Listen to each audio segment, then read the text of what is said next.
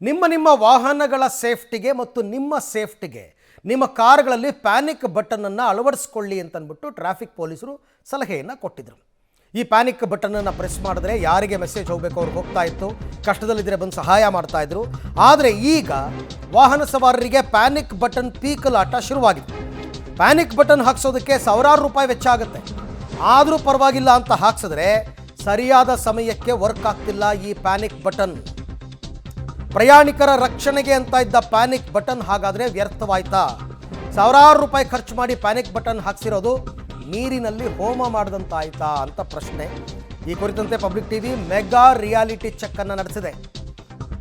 Right, ಹೇಗೆ work ಆಗ್ತಾ ಇತ್ತು, ಏನಾಗ್ತಾ ಇದೆ ಪ್ರಾಬ್ಲಮ್ ಈಗ, ಯಾಕೆ ಜನ ಇದ್ರ ವಿರುದ್ಧ ಆಕ್ರೋಶಗೊಂಡಿದ್ದಾರೆ, ಒಂದು ರಿಪೋರ್ಟ್ ಇದೆ ನೋಡೋಣ.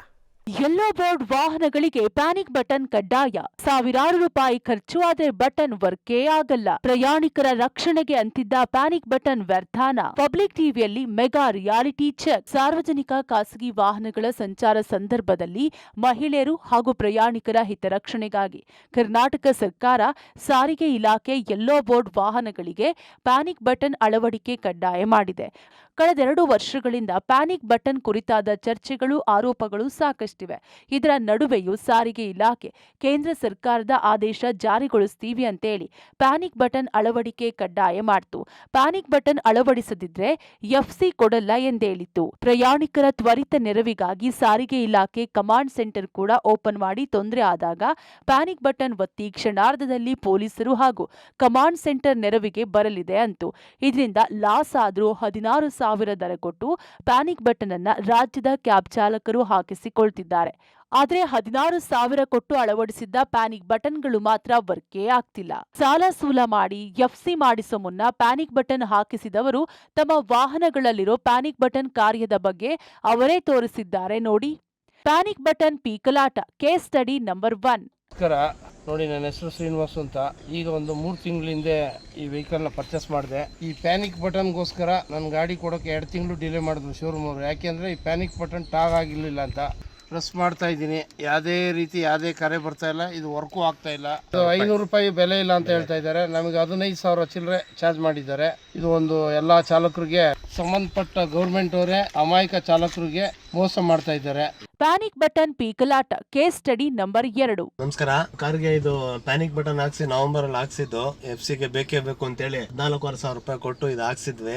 ಏನು ಪ್ರಯೋಜನ ಇಲ್ಲ. ಹಾಕಿ ಅದು ಕಾಲ್ ಸೆಂಟರ್ ಯಾರಿಗ ಫೋನ್ ಮಾಡಿದ್ರೆ ಯಾರು ರೆಸ್ಪಾನ್ಸ್ ಇಲ್ಲ. ಪ್ರೆಸ್ ಮಾಡಿ 3 ಪ್ರೆಸ್ ಮಾಡಿದ್ರು ಯಾರು ಏನು ಕಾಲ್ ಬರಲ್ಲ, ರಿಟರ್ನ್ ಏನು ಕಾಲ್ ಬರಲ್ಲ, ಏನು ಇಲ್ಲ. ಸುಮ್ನೆ ಹಾಕಿ ಅದು ಟ್ರ್ಯಾಕು ಆಗ್ತಾ ಇಲ್ಲ. ಅದು ಟ್ರ್ಯಾಕ್ ಆಗುತ್ತೆ ಅಂತ ಹೇಳಿದ್ರು, ಅದು ಟ್ರ್ಯಾಕು ಆಗ್ತಾ ಇಲ್ಲ. ಸುಮ್ನೆ ದುಡ್ಡು ದಂಡ ಇದು. ಅದ್ರ ವ್ಯಾಲ್ಯೂ ಬಂದು ಒಂದ್ 2-3 ಸಾವಿರ ರೂಪಾಯಿ ವ್ಯಾಲ್ಯೂ ಇರುತ್ತೆ. ಸುಮ್ನೆ ಒಂದು ಲೈಟ್ ಬರುತ್ತೆ, 3 ಬಟನ್ ಕೊಡ್ತಾರೆ, ಇದಕ್ಕೆ 14,500 ರೂಪಾಯಿ ತಗೊಂತಾರೆ. ಅದಕ್ಕೆ ಸರ್ಟಿಫಿಕೇಟ್, ಅದಕ್ಕೆ 2-3 ದಿನ ಅಲಿಬೇಕು. ರಿನಿವಲ್ ಬೇರೆ ವರ್ಷ ರಿನಿವಲ್ ಬೇರೆ ಮಾಡ್ಬೇಕಂತೆ. ಪ್ಯಾನಿಕ್ ಬಟನ್ ಪೀಕಲಾಟ ಕೇಸ್ ಸ್ಟಡಿ ನಂಬರ್ 3. ಸರ್ ನಮಸ್ಕಾರ, ನನ್ನ ಹೆಸರು ಬಾಬು ರೆಡ್ಡಿ ಅಂತ ಹೇಳ್ಬಿಟ್ಟು. ರೀಸೆಂಟ್ ಆಗಿ ಒಂದು 4 ಮಂತ್ಸ್ ಆಯ್ತು ಗಾಡಿ ತಗೊಂಡು. ಏನಕ್ಕೆ ಪ್ಯಾನಿಕ್ ಬಟನ್ ಕಂಪಲ್ಸರಿ ಅಂತ ಹೇಳಿದ್ರು. ಪ್ಯಾನಿಕ್ ಬಟನ್ 15,000 ಕೊಟ್ಟು ಅಲ್ಲೇ ಶೋರೂಮ್ ಅಲ್ಲೇ ಹಾಕ್ಸಿದ್ವಿ. ಇವಾಗ ನೋಡ್ರೆ ಪ್ಯಾನಿಕ್ ಬಟನ್ ತುಂಬಾ ಯೂಸ್ ಇದೆ ಅಂತ ಹೇಳಿದ್ರು. ಪ್ಯಾನಿಕ್ ಬಟನ್ ನೋಡಿ, ಪ್ರೆಸ್ ಮಾಡಿದ್ರು ಯಾವುದೇ ಕಾರಣಕ್ಕೂ ಯಾವುದೇ ಕರೆ ಬರಲ್ಲ, ಇನ್ಕ್ವೈರಿ ಇರಲ್ಲ. ನೋಡ್ರೆ ಈ ತರ ಎಲ್ಲ ದಂಧೆ ಮಾಡ್ತಾ ಇದಾರೆ. ಪ್ಯಾನಿಕ್ ಬಟನ್ ಹಾಕ್ಸಿ ಅಂತ ಹೇಳ್ಬಿಟ್ಟು ನಮ್ಗೆ ತುಂಬಾ ಹಿಂಸೆ ಕೊಟ್ಬಿಟ್ರು. ಬಡತನದಲ್ಲಿ ಇದೀವಿ ಡ್ರೈವರ್ಗಳು, ಅಂದ್ರೆ ಎಲ್ಲರೂ ಬಡತನದಲ್ಲಿಂದಾನೆ ಬಂದಿರ್ತಾರೆ. ಪ್ಯಾನಿಕ್ ಬಟನ್ ಪೀಕಲಾಟ ಕೇಸ್ ಸ್ಟಡಿ ನಂಬರ್ 4. ಸ್ನೇಹಿತರೆ ನಮಸ್ಕಾರ, ನನ್ನ ಹೆಸರು ಮಂಜುನಾಥ್ ಅಂತ ಹೇಳಿ. ನಾನೊಬ್ಬ ಟ್ಯಾಕ್ಸಿ ಚಾಲಕ. ನಾನು ಕಳೆದ ನವೆಂಬರ್ನಲ್ಲಿ ಏನು ಈ ಒಂದು ಸರ್ಕಾರ ಜಾರಿಗೆ ತಂದಿದೆ, GPS ಮತ್ತು ಪ್ಯಾನಿಕ್ ಬಟನನ್ನು ಹಾಕಿಸಿ FC ಎಲ್ಲ ಆಗಿದೆ. ಒಂದು ವಾರಗಳ ಕಾಲ ಏನೋ ಅಷ್ಟೇ. ಇದರಲ್ಲಿ ಏನು ಈಗ ಇಲ್ಲಿ ಮೇಲ್ಗಡೆ ತೋರಿಸ್ತಾ ಇದ್ದೀನಿ ನೋಡಿ, ಈ ಒಂದು ಪ್ಯಾನಿಕ್ ಬಟನ್ನು ಆನ್ ಆಗಿತ್ತು. ಅದಾದಮೇಲೆ ಯಾವುದೇ ರೀತಿ ಏನೇ ಆದ್ರೂ ಅದು ಕೆಲಸ ಮಾಡ್ತಾ ಇರೋದಿಲ್ಲ. ಪ್ಲಸ್ ಈಗ ನೋಡಿ ನಿಮ್ಮ ಮುಂದೆನೇ ನಾನು ಇದನ್ನು ಬಟನ್ನ ಪ್ರೆಸ್ ಮಾಡ್ತಾ ಇದ್ದೀನಿ. ಏನು ಅದರಲ್ಲಿ ಏನೂ ಕೆಲಸ ಮಾಡದೇ ಇರೋವಂಥದ್ದು ಗೊತ್ತಾಗ್ತಾ ಇದೆ ಅಂತ ತಿಳ್ಕೊಂಡಿದ್ದೀನಿ. ಇದು ನಮ್ಮ ಸರ್ಕಾರ ಜಾರಿಗೆ ತಂದಿರತಕ್ಕಂಥ ಚಾಲಕ ವಿರೋಧಿ GPS ಮತ್ತು ಪ್ಯಾನಿಕ್ ಬಟನ್ನ ಕೆಲಸ. ಪ್ಯಾನಿಕ್ ಬಟನ್ ಪೀಕಲಾಟ case study number 5. Friends, driver ನಾನು. ಎಫ್ಸಿ ಲ್ಯಾಪ್ಸ್ ಆಗಿತ್ತು, GPS ಹಾಕ್ಸ್ಬೇಕಿತ್ತು ಅಂದ್ಬಿಟ್ಟು ಸೆಂಟ್ರಲ್ ಕಡೆಯಿಂದ ಇನ್ಫಾರ್ಮ್ ಮಾಡಿದ್ರು. 15,000 ಅಂತ ಹೇಳಿದ್ರು. ಅದರಲ್ಲಿ 2,000 ಅಂತ ಹೇಳ್ಬಿಟ್ಟು 12,000 ತಗೊಂಡು ಹಾಕ್ಸಿದ್ದಾರೆ. ಇವಾಗ ಪ್ರೆಸ್ ಮಾಡ್ತೀನಿ ಕಸ್ಟಮರ್ಗೆ. ನೋಡಿ, ಇವಾಗ ನಂದು ಮೊಬೈಲ್ ಇಲ್ಲೇ ಇದೆ. ಕಾಲ್ ಬಂದ್ರೆ ಸೇಫ್ಟಿ ಏನಿ ಎತ್ತಂತ ಗೊತ್ತಾಗುತ್ತೆ. ಪ್ರೆಸ್ ಮಾಡಿದ ತಕ್ಷಣ ಕಾಲ್ ಬರಬೇಕು, ಯಾವುದು ಬಂದಿಲ್ಲ. ಈಗ 12,000 ರೂಪಾಯಿ ನಮ್ಗೆ ಗೌರ್ಮೆಂಟ್ ಕಡೆಯಿಂದ 12,000 ರೂಪಾಯಿ ಪೇ ಮಾಡಿಸ್ಕೊಂಡಿದ್ದಾರೆ. 12,000 ಪ್ಲಸ್ 2,500 RTO, 14,500 ಆಯ್ತು ಒಂದು ಗಾಡಿಗೆ.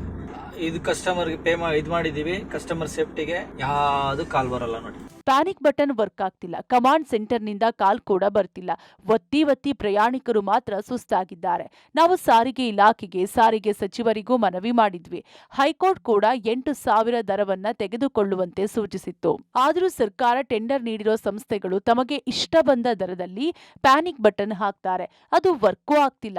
ಇದೊಂದು ದೊಡ್ಡ ಹಗರಣವಾಗ್ತಿದೆ ಅಂತಿದ್ದಾರೆ ಟ್ಯಾಕ್ಸಿ ಮಾಲೀಕರ ಸಂಘದವರು. ತಿನ್ನುವಂತ ಕೆಲಸ ಮಾಡ್ತಾ ಇದ್ದಾರೆ. ಅತಿ ದೊಡ್ಡ ಸ್ಕ್ಯಾಮ್ ಕರ್ನಾಟಕದಲ್ಲಿ, ಅತಿ ದೊಡ್ಡ ಸ್ಕ್ಯಾಮ್ ಇದು. ನಾವು ರಾಮಲಿಂಗಾರೆಡ್ಡಿ ಅವ್ರಿಗೂ ಮನವಿ ಕೊಟ್ಟಿದ್ದೀವಿ. ಕೊನೆಗೆ ನಾವು ಕೋರ್ಟಲ್ಲಿ ಹೋದ್ರೆ ನಮ್ಗೆ 8,500 ಅಂತ ಹೇಳಿದ್ರು. ಇವತ್ತು 13,500 ರೂಪಾಯಿ ಆಗ್ತಾ ಇದೆ. ಇದರಲ್ಲೂ ಲೂಟ್ ಮಾಡ್ತಾ ಇದ್ದಾರೆ. 8,500 ರೂಪಾಯಿನ 13,500 ರೂಪಾಯಿ ಮಾಡಿ ಲೂಟ್ ಮಾಡ್ತಾ ಇದ್ದಾರೆ. ಈಗೇನು ಕಸ್ಟಮರ್ ಸೇಫ್ಟಿಗೋಸ್ಕರ ಅಂತ ಮಾಡಿದಾರಲ್ಲ, ಯಾವುದೇ ರೀತಿಯ ಸೇಫ್ಟಿ ಇಲ್ಲ. ಸುಮ್ಮನೆ ದುಡ್ಡು ಮಾಡೋದಕ್ಕೆ GPS ಪ್ಯಾನಿಕ್ ಬಟನ್ ನಾವು ಹಾಕ್ಸ್ಕೊಂಡಿದೀವಿ, ದುಡ್ಡು ಕೊಟ್ಬಿಟ್ಟು ಹಾಕ್ಸಿದೀವಿ. ಆದ್ರೆ ಆ ಬಟನ್ ಪ್ರೆಸ್ ಮಾಡಿದ್ರೆ ಇದುವರೆಗೂ ಯಾರೂ ರೆಸ್ಪಾನ್ಸ್ ಮಾಡಲ್ಲ.